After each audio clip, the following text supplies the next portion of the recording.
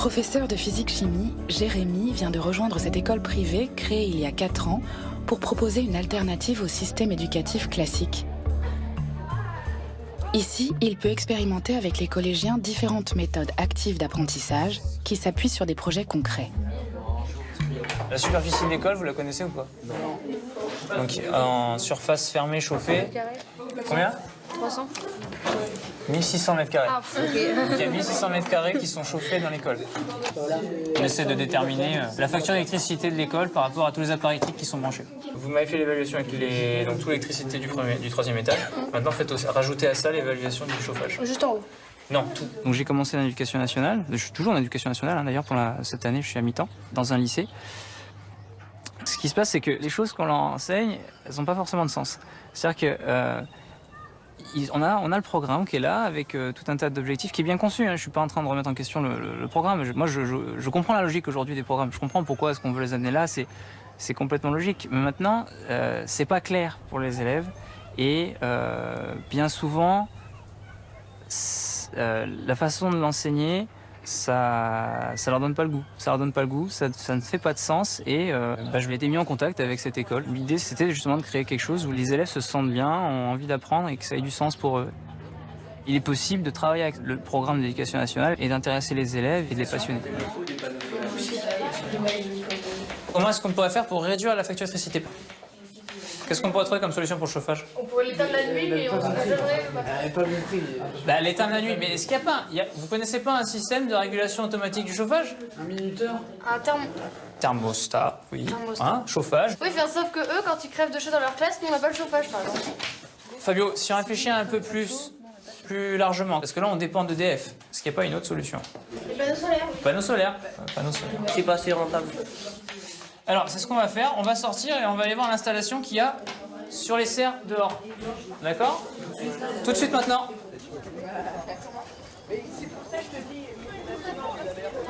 Alors là, l'installation, les panneaux sont fixes. Il y a des installations où carrément les panneaux vont tourner avec l'orientation du soleil pour permettre de maximiser ce rendement. Ça veut dire tout le temps que le soleil apparaît, qu'on puisse exploiter le plus possible. Au maximum. Le temps où... C'est ça. Alors, si vous regardez, vous voyez qu'à chaque fois... Dans le lycée public où il travaille en parallèle, Jérémy a 400 élèves répartis sur 12 classes. Donc, en fait, ça permet de maximiser... Ici, avec 50 élèves pour 4 classes, ces conditions d'enseignement sont idylliques. Le problème essentiel, je crois que c'est de la communication. À cet âge-là, j'ai vraiment le sentiment que c'est primordial, qu'il y a vraiment une bonne relation entre l'enseignant et l'élève, entre les adultes et les élèves, pour leur donner l'envie de devenir adulte, parce c'est la phase de transition, donc leur donner l'envie de devenir adulte pour être dans les bonnes conditions de travail.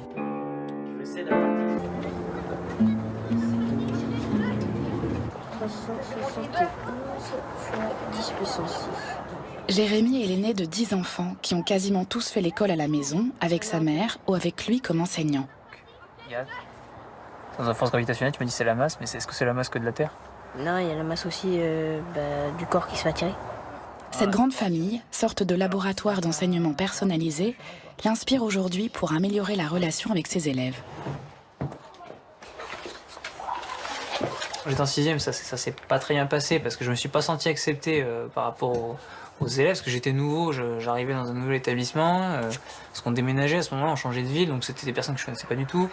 Donc j'ai demandé à être déscolarisé et c'est ma mère qui s'occupait de moi. C'est pas parce que je vais à l'école que ça veut dire que je suis quelqu'un de sociable. Ça se travaille, ça se construit, ce genre de choses. Et j'ai vu des cas, moi, d'enfants qui devenaient associables parce qu'ils étaient noyés. Et je vois beaucoup d'enfants, justement, en 6e, où c'est ça. Et eux se ferment. Et c'est ça, en fait, que moi, j'étais en train de vivre. Où je devenais associable. Et ça me faisait peur. Là, il y a juste un enfant qu'on connaît en plus. Du coup, en fait, il y a cette relation de confiance aussi. Je pense que c'est ça qui est clé quand même. Créer un climat de confiance entre les enfants où ils vont se sentir en sécurité. Et on arrive à faire plein de choses dans ces conditions-là. Moi, c'est ça que je vois dans une école alternative, c'est qu'on arrive à créer ça, justement, à créer ce lien avec les enfants. Ça, c'est quelque chose que j'apprécie beaucoup, c'est le fait d'être avec eux dans la cour. À table, par exemple, le midi, je mange avec eux. C'est pas non plus une relation de copinage, mais c'est vraiment la relation, on crée quelque chose ensemble. Est-ce que vous pouvez nous garantir et nous promettre que après les vacances, on pourra aller à la cabane et finir de la construire? Si le projet est bien ficelé, si votre plan répond En attendant, bien ficelé, en gros, c'est-à-dire... Mais il faut pas que ce soit un truc fait à l'arrache. Oui, il faut aussi l'imagination. On peut reprendre les mêmes bases. L'imagination, c'est le plus important. Oui, mais à ce moment-là, on vous J'ai accompagnera. déjà les plans de l'année dernière parce que mon frère a participé à la cabane. Hier, je suis allée à la déchetterie. J'ai ramené du bois pour qu'on puisse faire monter la cabane. Concrètement, je vais donc dans mon jardin. Ça va patienter pendant 1 mois. Donc Je sais très bien comment je travaille. Ce projet-là, il vous tient à cœur, on va travailler dessus, c'est ce que je vous dis. On va mettre tout en œuvre pour pouvoir le faire. Mais sauf qu'il faut respecter des étapes. Et ça demande un minimum de préparation. Et moi, ce que j'avais même en tête, puisqu'on avait parlé, vous vouliez mettre de l'électricité dedans. Ça serait génial parce que j'ai toute la partie du cours d'électricité à vous faire faire. Donc vous voulez que ça devienne un projet. Mais oui. Donc avec toute la classe. Alors il faut aller leur demander d'abord. Et là, c'est votre projet. C'est plus le mien, c'est le vôtre. Vous comprenez?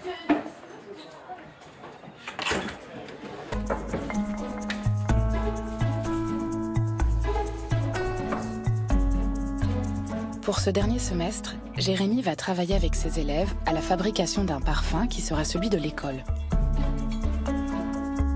Un projet qui va durer plusieurs semaines et lui permettre de croiser toutes les matières.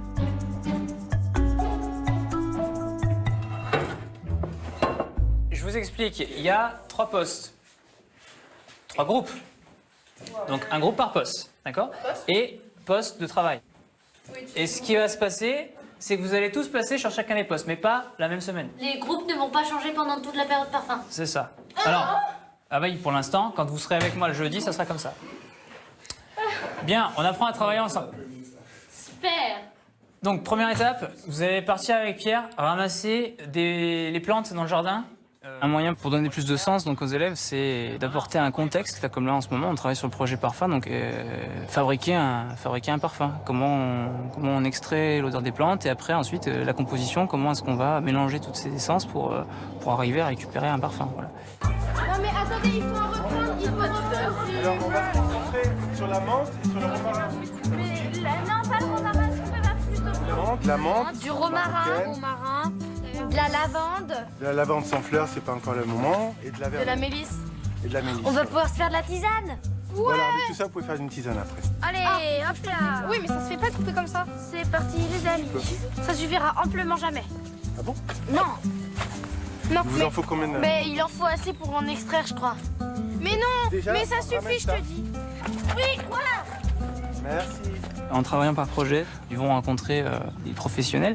On va faire venir un nez et leur montrer qu'est-ce que c'est que son travail, en quoi ça consiste et quels sont les autres domaines que ça touche. Puisque derrière, on a tout l'aspect cosmétique, on a aussi les lessives. Donc ça leur permet voilà, d'ouvrir un peu, s'ouvrir un peu sur le monde du marché du travail et la réalité de la société telle qu'elle est aujourd'hui. Qui veut un petit twist de citron? Alors là, c'est pour aller à la plage directe. Hein. Là, c'est frais, un peu huîtré, marin. Tu vois? Et à mes yeux, c'est un peu solaire. Huîtré note un peu d'huître. Tu vois? Et à mes yeux. Alors, qu'est-ce que ça évoque, tiens? Je me sens dans une terrasse, en boire une petite citronnade. Ah, chouette. C'est précieux ce que tu nous dis là. Et c'est possible, par exemple, de faire un parfum style Inde avec des épices? Ouais, absolument. Je te rejoins 1000 fois. Je peux aussi l'enrichir, tu vois, pour le fun, avec un peu de vétiver. Comment on arrive à ça? À décrypter? Avec lui. Et puis le temps. C'est-à-dire que, tu vois, chaque matin, je me lève 5h30 à peu près, et je respire. Je commence ma journée par respirer. Tous les deux, vous vouliez faire des boisés, c'est ça? Oui. D'accord, donc 25 gouttes, 3, 2, 3. D'accord? Ok.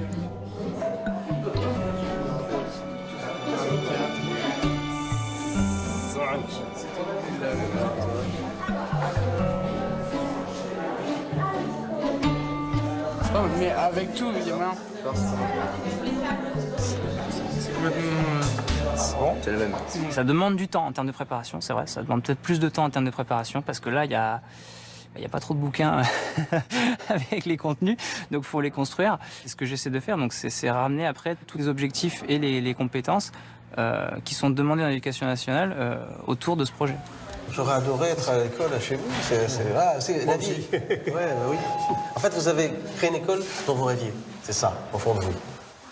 Surtout, on a créé une école parce qu'on avec Françoise Nissen, on a eu beaucoup d'enfants, et on s'est rendu compte que c'est pas si facilement que ça, et que surtout on a eu nos propres difficultés scolaires, enfin je veux dire à traverser le système, et on s'est rendu compte 40 ans après que c'est exactement pareil. Il faut que l'idée de cette école, c'est la transversalité absolue. Il n'y a aucune raison, on est là pour les enfants. Les enfants, ils ont des projets, et on les aide à faire des profs.